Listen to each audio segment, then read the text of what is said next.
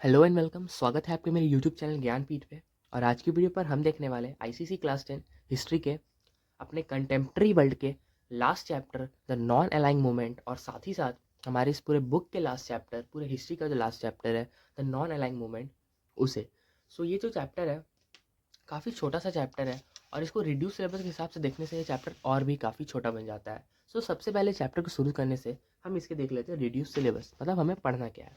सो हमें पढ़ना है brief meaning, objective, name of architects of non aligned movement. So non aligned movement को short form में क्या कहते हैं, NAM। और यहाँ पर 3 नाम दे रखे हैं, नेहरू, नसर और टीटो। सो ये तीनों basically father of non aligned movement है। सो इतना आपको पता चल गया। सो अब स्टार्ट करते हैं हम चैप्टर को। सो चैप्टर को स्टार्ट करने से पहले हम थोड़ा सा एक चीज़ आपको बता देते हैं कि जब वर्ल्ड वॉर 2 जब खत्म हुआ था, सेकेंड वर्ल्ड वॉर जब खत्म हुआ था, तो 2 पावर ब्लॉक्स की फॉर्म हुई थी। ठीक है, 2 पावर ब्लॉक जन्म लिए थे, जिनका नाम क्या क्या था, जिनका नाम था द USA और द सोवियत यूनियन। जैसे मान लो सोवियत यूनियन में आपकी कंट्रीज आ गई, रशिया, यूक्रेन, सर्बिया और मैनी मोर थी, अभी उतनी मुझे याद नहीं है। और द USA एक पूरा अपने में ही कैपिटलिस्ट था। ठीक है, और रशिया को क्या कहा जाता था, रशिया को कहा जाता था कम्युनिस्ट रशिया। पर कुछ एशियन और अफ्रीकन कंट्रीज थी उस वक्त जो ये चाहते थे कि हमारा पैक्ट ना हो उनके साथ। ठीक है, हमें उनके साथ नहीं जुड़ना है, हम खुद की एक सोवरेन यूनियन बनाएंगे। और इसी में यही चीज़ हमें पढ़ना है नॉन अलाइंग मूवमेंट में। ठीक है, यही सारी चीज़ें बताई गई है नॉन अलाइंग मूवमेंट में। सो नॉन अलाइंग मूवमेंट ये वाला है meaning of non aligned movement. सो यहाँ पर क्या होता है, तो इसी को चर्चा करने के लिए उन्होंने एक कॉन्फ्रेंस रखी, अपनी पहली कॉन्फ्रेंस। ठीक है, 1955 में बैंडंग में। ठीक है, सो वहाँ पर उन्होंने बात किया जितने भी अफ्रीकन और एशियन स्टेट्स थे, स्टेट्स क्या जा रहा है मतलब कंट्रीज, कंफ्यूज मत होइएगा, यहाँ पर स्टेट्स का मतलब कंट्रीज ही होता है। ठीक है, कंट्रीज है जो पूरी तरीके से इंडिपेंडेंट है।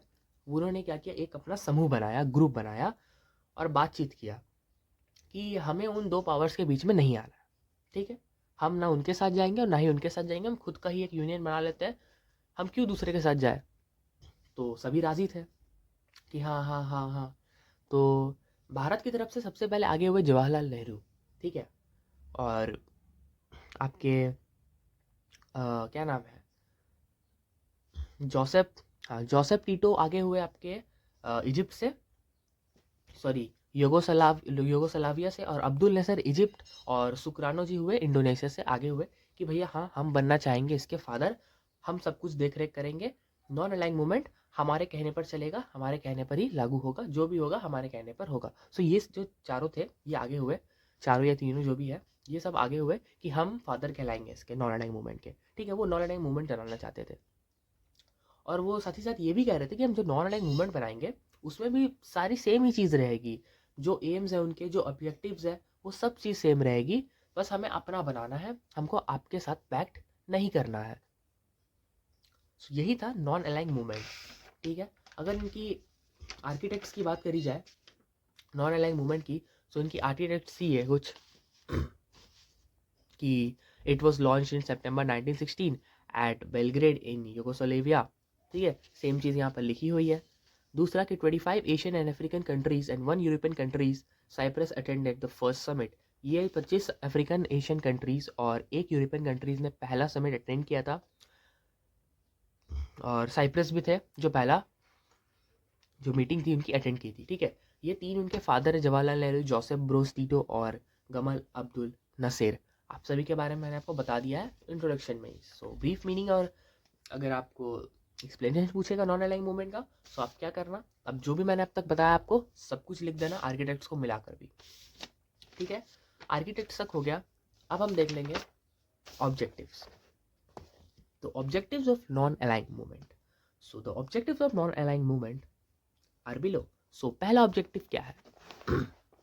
सो पहला ऑब्जेक्टिव है abolition of imperialism and colonialism. Imperialism मतलब होता है कोई ताकतवर देश किसी सामने वाले छोटे देश को मारकर उस पर कब्जा कर ले। ठीक है, और कॉलोनिज्म मतलब जो यूरोपियन कंट्रीज थी वो क्या करती थी ना, मैं उस समय के एग्जांपल दे देता हूँ, आपने पढ़ रखा है वैसे वर्ल्ड वॉर में यूरोपियन कंट्रीज क्या करती थी, अफ्रीका के अगर मान लो कोई कंट्री को अगर कब्जा बनाया, जैसे इंडिया को अगर उन्होंने कब्जा किया है, तो उसे एक कॉलोनी की तरह वो ट्रीट करेंगे। ठीक है, उन्हें कॉलोनी कहते थे। तो वही कॉलोनिज्म और इम्पीरियलिज्म को हटाना था नॉन अलाइंग मूवमेंट का। मेन मोटिव यही था। दूसरा कि इंटरनेशनल पीस चाहते थे वो, कोई वॉर नहीं चाहते थे। तीसरा कि वो न्यूक्लियर पावर से छुटकारा चाहते थे, वो नहीं चाहते थे कि न्यूक्लियर पावर यूज़ हो। ठीक है, वो नहीं चाहते थे कि न्यूक्लियर पावर यूज़ हो। वो रेसिज्म को ख़त्म करना चाहते थे, यूनाइटेड नेशन की मदद करना चाहते थे। तो ये सारी चीज़ें उनके ऑब्जेक्टिव्स।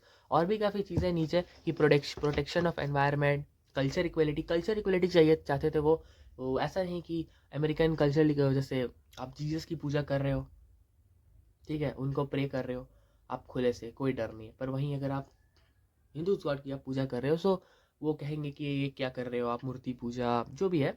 सो वो नहीं चाहते थे वो, इनसे उन्हें काफ़ी दिक्कत थी और ये दिक्कत लाजमी भी है।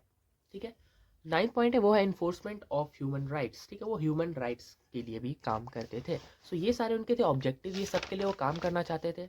ये उनका मोटिव भी था। उनका मोटिव था कि हमें भैया यूएसए और सोवियत यूनियन के साथ नहीं जुड़ना है, हम खुद का यूनियन बनाएंगे, सोवियत यूनियन। ऑल राइट, उन्होंने उनके लिए मीटिंग रखी, काफ़ी सारे अफ्रीकन एशियन कंट्रीज आई, एक यूरोपियन कंट्री भी आई, साइप्रस ने पहला मीटिंग अटेंड भी किया। सो यही था नॉन अलाइंग मूवमेंट। इसी के अंदर से जो भी मैंने पढ़ा है आपको, बस सेम इसी के अंदर से आपको पूछा जाएगा। सो इसी के साथ हिस्ट्री जो है हमारा कोर्स हो गया वो पूरी तरीके से ख़त्म। सारे ही चैप्टर्स स्टार्टिंग से फर्स्ट से लेके 16 तक सभी चैप्टर्स के वीडियोस आपको मिल जाएंगे प्लेलिस्ट में जो ऊपर अभी आ रहा होगा। सो आई होप आपको ये वीडियो पसंद आ गया होगा। अब सिर्फ एक वीडियो और आएगी हिस्ट्री के ऊपर, जो कि आएगा एक स्ट्रैटेजिक वीडियो कि कैसे आप एग्जाम में 80 आउट ऑफ 80 स्कोर कर सकते हो, और वो वीडियो जल्दी आपको मिल जाएगा। ऑलमोस्ट एक सप्ताह के अंदर वो वीडियो आपको मिल जाएगा, क्योंकि अभी से वो वीडियो देना मुझे नहीं लगता, अगर मैं अभी से वीडियो दे दूंगा तो आप फिर उस हिसाब से पढ़ोगे। लेकिन नहीं, वो आपको एकदम एंड मोमेंट पे निकालना है अपना ब्रह्मास्त्र और काम कर रहा है। ठीक है, एक स्ट्रैटेजिक वीडियो आएगी 80 आउट ऑफ 80 कैसे स्कोर करो, क्या पढ़ना है, कैसे पढ़ना है। सो आई होप आपको वीडियो पसंद आई होगी। अगर वीडियो पसंद आए सो वीडियो को लाइक करना, चैनल को सब्सक्राइब करना और कमेंट कर बता देना कि नेक्स्ट वीडियो किस टॉपिक पे चाहिए। तब तक के लिए थैंक यू, बाय बाय, मिलते किसी नेक्स्ट वीडियो पे।